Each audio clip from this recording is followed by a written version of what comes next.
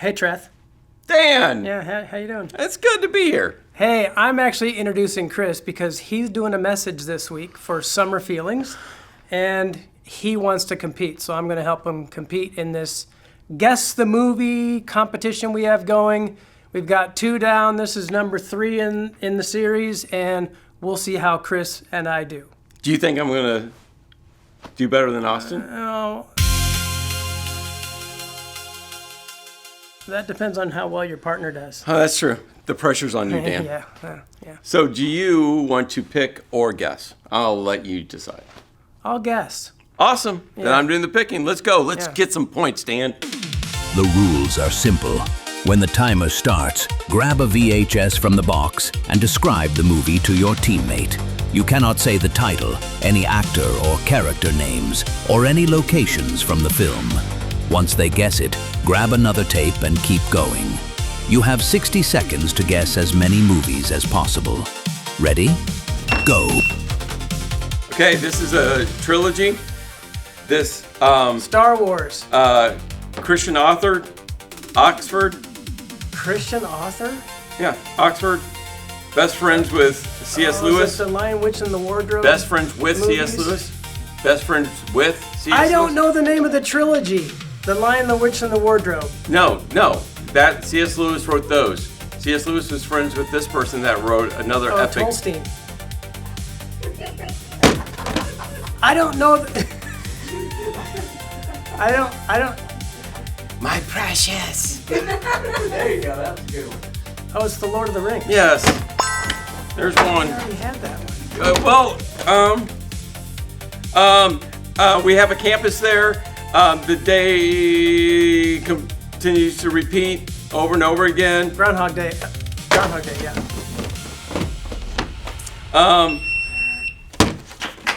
That was a good Dan! We barely crept above Gunther. It's a book. It's a pretty famous book. Is it a book? I don't know what they called the battle. I just saw the battle. I think Battle of the Five Armies is The Hobbit. I think that's The Hobbit. Okay, it's the Battle of the Orcs. Battle of the Orcs. Nope, it is the Battle of Helm's Deep. Oh, Helm's Deep. He's a weatherman. Weatherman. Yep. Yeah! 5. I've seen that movie as many times as he lived the movie.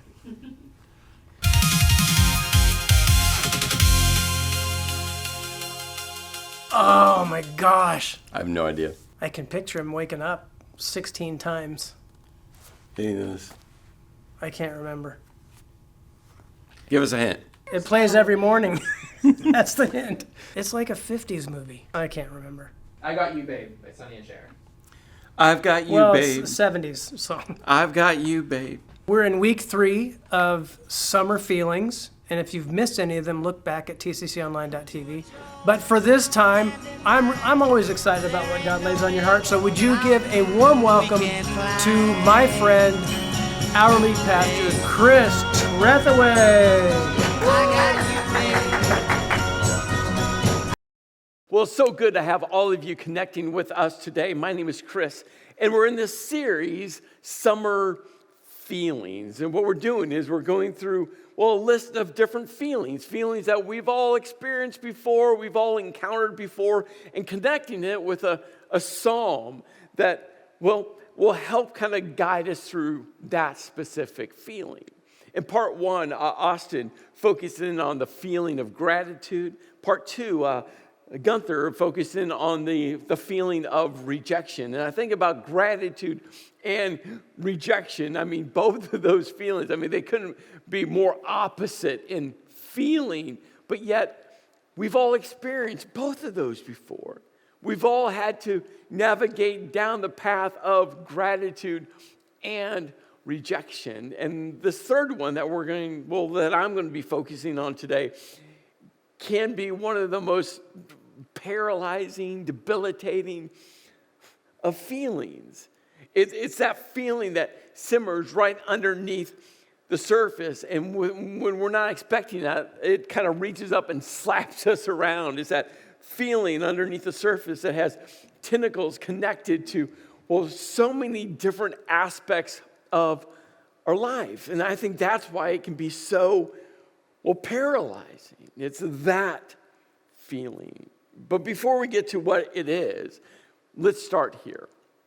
The year was 1865, and the author, Lewis Carroll, releases this book titled Alice's Adventure in Wonderland. That was the official title. I mean, we now know the story as Alice in Wonderland, but again, the official title was Alice's Adventure in Wonderland. He releases this book, and well, John Tyndall decided to, well, draw some illustrations for it. And I think this is amazing. He literally takes pieces of wood and he etches 42 very specific illustrations to go along with Lewis Carroll's book, Alice's Adventure in Wonderland. And over the years, different authors and writers and movie producers, right, they've all kind of taken this classic story and repurposed it, reframed it, relooked at it, retold it. But probably the most famous of all Lewis Carroll's new renditions of this classic story was Disney. In fact, it was 1951 when Disney released the animated version of, well, Alice in Wonderland. The story starts off with Alice laying on this green patch of grass, and she's looking, well, into this pond, this reflecting body of water. She's having a dialogue with her cat Dinah. And then all of a sudden the rabbit shows up. The rabbit. And out of the entire movie, this is the most memorable part of the movie. The one part that, if you've never watched Alice in Wonderland before, you've said these words probably in the same cadence. You see the rabbit comes running by Alice, and he's singing, I'm late for a very important date. No time to say hello, goodbye, I'm late. No, I'm overdue. I'm really in the stew. No time to say goodbye, hello, I'm late. Now, on the surface, right, this could just be, well, the rabbit has poor time management. You know, on the surface, you might be sitting there and you're one of those personalities that is always late for everything. I mean, just you're always rushing to everything. Maybe you're the opposite personality. You're the one who is always 10 minutes early because 10 minutes early is actually on time. And if you're married, more than likely, one of you is a 10-minute early person and the other one is the late person. But that's on the surface. You see, for the rabbit, I think the feeling, the emotion isn't a time management issue. I mean, the words, where I'm late. But I think the emotion, the feeling, is that emotion and feeling that simmers right underneath the surface. It's that emotion, that feeling that is there and then it reaches up and slaps you around. It's that emotion and feeling that we've all experienced before. Maybe you're feeling right now. It's a feeling of being overwhelmed. You see, as you watch through this movie, you discover that the rabbit works for the evil, the maniacal Queen of Hearts. And her famous line, the line that she says over and over again, is, "Off with her head." His entire life is intertwined with the Queen of Hearts. His job, his identity, what he has to do, whether he wants to do it or not, the pressure he feels because He can't be late for the evil, maniacal queen of hearts. He can't disappoint. He can't let her down. He can't mess up. He can't make a mistake. He can't, right? His entire life is in this state of just being completely overwhelmed because he has to work for her. You see, I think what the rabbit was feeling, again, wasn't a time management issue, but was living in this state of just like, I can't handle anymore. I'm just completely overwhelmed. Let me ask you, are you overwhelmed? Are you overwhelmed? Do you find yourself right now living in that constant state of being overwhelmed? Do you find yourself with your mind racing? You know, you can't shut it off. You find yourself just sitting there daydreaming, but your mind is racing. You go to lay down at night to try to go to sleep, and you can't shut your mind off. You wake up in the middle of the night, and your mind just kicks right back in, and you desperately try to do anything you can to quiet your mind, but you are just in this constant state of overdrive. Why? Because you're overwhelmed. Do you find yourself just doom scrolling on your phone? I mean, just hours. I mean, you're just scrolling through videos, TikToks, Reels, YouTube videos. You're just doing anything. Why? Because your mind's racing. So you're just trying to take up space in your mind because you're so exhausted by those overwhelmed thoughts in your mind. So now you're doom scrolling, just trying to stop it. Do you find yourself escape planning? Do you know? If only you could get that different job. If only you could pack up and move out of here. If only that relationship, you could let go of it, leave it, change it. If only you could.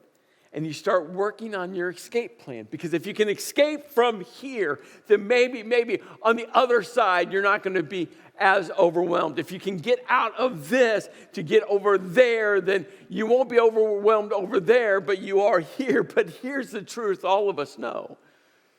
You follow you wherever you go. I follow me wherever I go. And as soon as we actually escape, if we do, we find ourselves still being overwhelmed. Are you overwhelmed? We're going to be looking at a psalm today that not only gives us help, gives us hope in seasons of being overwhelmed. The psalm specifically is Psalm 121, and this is actually one of my, out of all 150 psalms, this is one of probably my most favorite of psalms.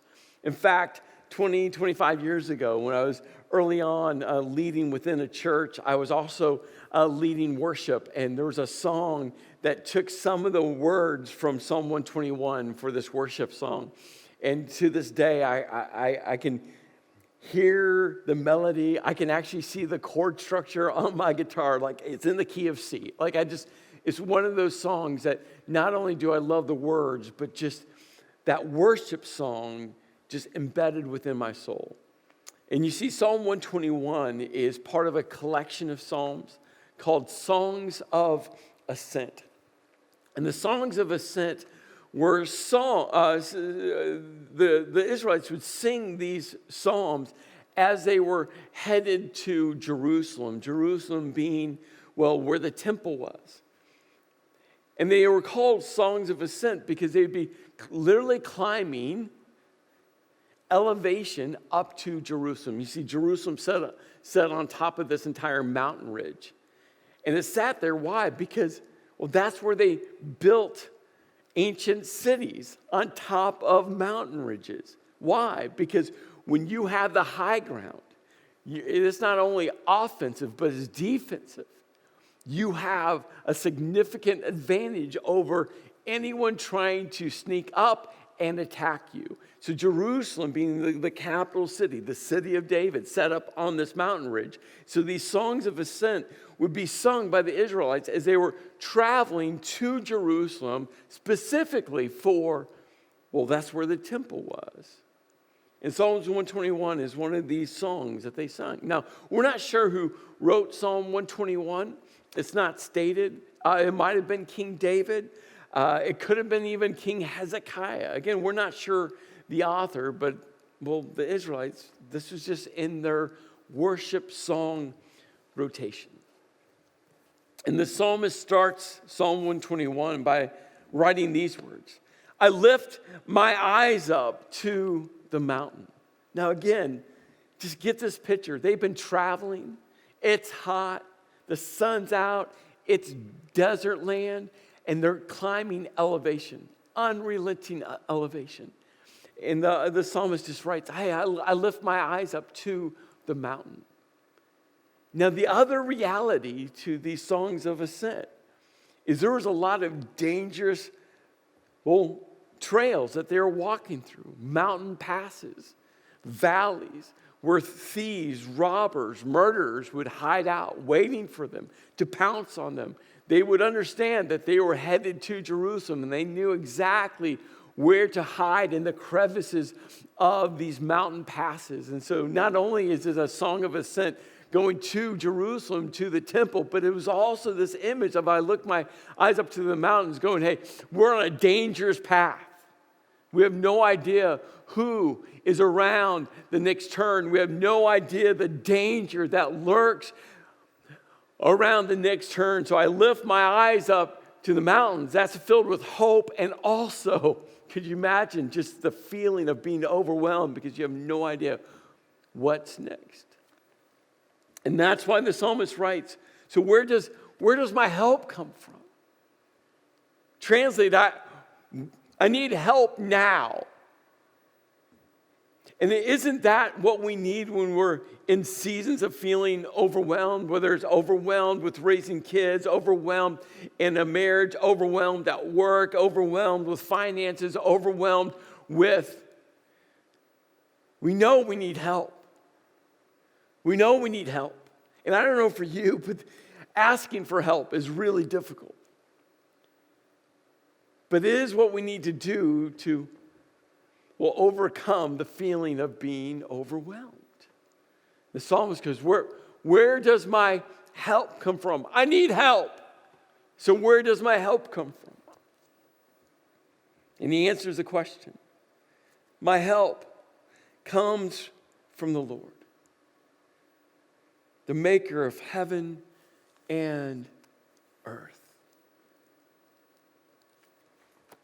Back in May, we had a night of worship where all of our churches came together, and it was an epic night of just worshiping together. And one of the things I shared at that night of worship was I landed in Psalm chapter 8, and it's such a vivid description of God as maker, creator God. And I shared some of these images from Artemis II. When the Artemis II mission happened earlier this year, it just captivated me. I mean, just the thought of us launching people up into the atmosphere and going around the moon and coming back to Earth, and they literally skipped the rocket capsule across the Earth's atmosphere to slow it down, to bring it back down, and I watched it land, like the whole thing. But it was these images. Now, I've seen these images before. I grew up in school. We had science textbooks where we had these images. But there's something about real time. These images were being published on their internet. I mean, these images had just been taken.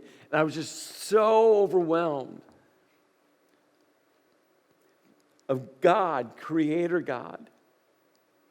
I was so just taken back in awe and reverence of God, Creator God. I felt so small as I looked at these images. And I found myself just saying, what a God. And I think about the psalmists. They were sitting there looking up into the night sky. They were walking along this path headed to Jerusalem, looking at the size of the sun or the size of the moon. They're looking at the mountain and going, God, You are creator God. You are the maker of heavens and earth. Where does my help come from? My help comes from you, O God, who created everything. And that just starts to shift our entire perspective. The psalmist goes on and goes, He will not let your foot slip. If you're walking next to the cliff's edge, He's not going to let your foot slip. If you're walking along the path and life just causes you to stumble, no, He's going to make you sure-footed. He's going to make sure you don't fall. He's going to make sure that you don't go off the side. He's going to make sure you are safe. In fact, the psalmist goes on and goes, He who watches over you will not slumber. That word watches literally means he who keeps you safe. And that's so important to realize, because we could read the word watches and we could feel kind of sarcastic that God's up here and we're down here and God's just kind of watching over. He's like, hey, are you good down there? I hope you're good down there, with that sarcastic thumbs up. I hope you're good. I hope you're good. You're feeling overwhelmed. Well, it will get better. But it's not what the psalmist is writing. He's like, hey, no. The one who created the heavens and the earth keeps you safe. The idea of watching over is like a father watching over his newborn son or daughter. It's the image of a mother watching over her newborn son or daughter. It's the idea of like, hey, no matter what, I'm going to keep you safe. I'm going to protect. I'm going to guide. I'm going to make sure you have everything you need. Hey, it's not a distance watching over. It's right beside watching over. He goes, hey, God, the maker of the heavens and the earth, won't let your foot slip. And He is keeping you safe. Indeed, He who watches over Israel. So not only is it personal, but the psalmist is like, hey, over all the nation of Israel, God is keeping safe. God is watching over. Will neither slumber nor sleep. The Lord watches, keeps you safe. The Lord is your shade. This is the image of protection. Like, it's summertime, and I don't know if you love to go to the beach during the summertime. I hate the beach. Why do I hate the beach? Because I hate the sand, and sand gets everywhere, and I don't enjoy the sand. If beaches didn't have sand, I'd be all for it. But here's every time I've gone to the beach, because if we vacation close to the beach, my family know that I'll give them 1 day at the beach, only 1 day. If they want to go 4 days in a row, fine, they can. But I will sacrifice for 1 day. And here's what happens the first day. Every Trustaway family vacation that we've been on the beach, everyone gets fried. I mean, sunburn. It doesn't matter how much sunscreen, it's going to happen. And the psalmist goes, hey, God is your shade. He's your protector. No matter how hot, or maybe you phrase it this way, no matter how difficult, He is your shade, and He's at your right hand. He's close. He's personal.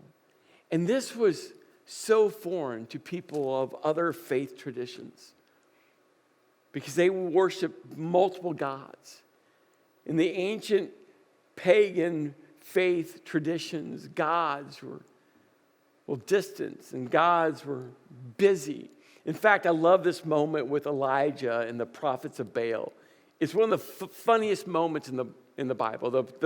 The prophets of Baal, there's hundreds and hundreds of them. They're dancing around trying to get Baal, their god, to rain down fire from heaven. And they had no luck, and had worked themselves into a frenzy. And Elijah literally stands on the sidelines and screams at them, "Wait, hey, is your God just busy?" And the ancient Hebrew word literally means, hey, is he busy in the bathroom? You can just feel all the sarcasm from Elijah going, hey, maybe he had to go to the bathroom. Maybe your God is busy in the bathroom, right? So in the ancient pagan world, right, gods were always distracted, always busy, always aloof. Yet what we see with Yahweh God, that he's close. He's at your right hand. The Lord will keep you. The Lord will keep you safe. The Lord will watch over you. From all heart. And he will watch over your life. He will keep you safe no matter what life throws at you. The Lord will watch over your coming and going, both now and forevermore. That God is close. He's present. He's at your right hand. He won't let your foot slip. No matter what comes your way, he is protector God. He is keeping you safe. He is watching over you. He is the shade to the harm of the sun, whether day or night. No matter what's coming around the next bend in life, he is with you. Are you overwhelmed? Are you overwhelmed right now? Maybe you've had your first child, or maybe you've had your second child, and you just find yourself feeling overwhelmed. Do you find yourself in your job, and maybe you've had this job a long time, or maybe it's a new job, and you just feel overwhelmed? Has life just hit you over and over and over again? It's been one of those years. I know for me personally, the last 9 months has been one of those years. It just feels like every time I try to get my breath, just something else sucker punches me. And I just feel completely overwhelmed. Do you find yourself just saying, God, no more, no more, no more, no more? Like, I can't handle any more bad news. I can't handle any more like those financial left hooks where you're trying to build back up your emergency savings, and it's just every time you turn around, it's a car, it's another expense, it's a health bill, it's just something. Do you find yourself overwhelmed? Do you find yourself sitting there, mind racing, doom scrolling, escape planning, just going, God, now what? Now what? And that's why I want to encourage you to hold on to Psalm 121. In fact, I took that whole Psalm 121 and, I took the entire psalm and I just wrote it into one sentence. Simply, lift up your eyes and see him who sees you. Lift up your eyes to the mountain. Where does my help come from? My help comes from you, God, Creator God, Maker of the heavens and the earth. Remember, I mentioned back in May at Night of Worship, I read Psalm 8. In Psalm 8, the psalmist gives us a powerful visual of God's fingers creating. It's the image of God literally sculpting the heavens and the earth. That God took his fingers and placed, set, established the stars into their place. So lift your eyes. You see, when we're overwhelmed, it forces our eyes down. It forces us inward. It forces us to block everyone else out. And I can't encourage you enough. Just a simple act of lift your eyes up. From whatever has you overwhelmed, just lift your eyes up and see him, God. He sees you. He's your shade. He's your protector. He's your right hand. He's close. And he's there to keep you safe. So maybe just walk outside at night and just look into the heavens. See the moon, see the stars, maybe even see Mars. Take a deep breath and say, God, you are the maker of heavens and earth, and you care about me, and you're keeping me safe. You're watching over me. Maybe walk outside and look at your hummingbird feeder and just watch the movement and flight of a hummingbird. Take a deep breath and say, God, you are the maker of heavens and earth.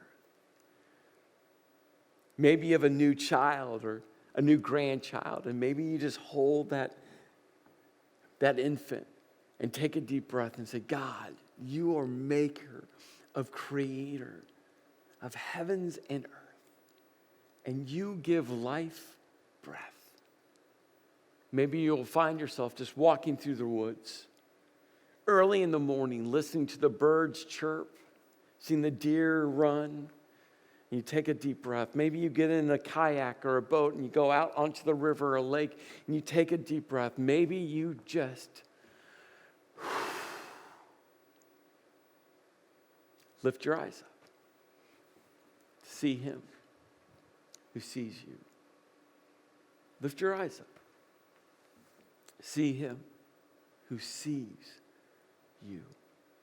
Let's pray. Lord, I just ask that we'll just do that in our state of being overwhelmed, that, Lord, we'll just lift our eyes up and know that you watch over us, that you keep us safe. For that, so grateful. So grateful that you're a God, the creator of the heavens and the earth. How majestic is your name. And our help comes from you. In your name I pray. Amen.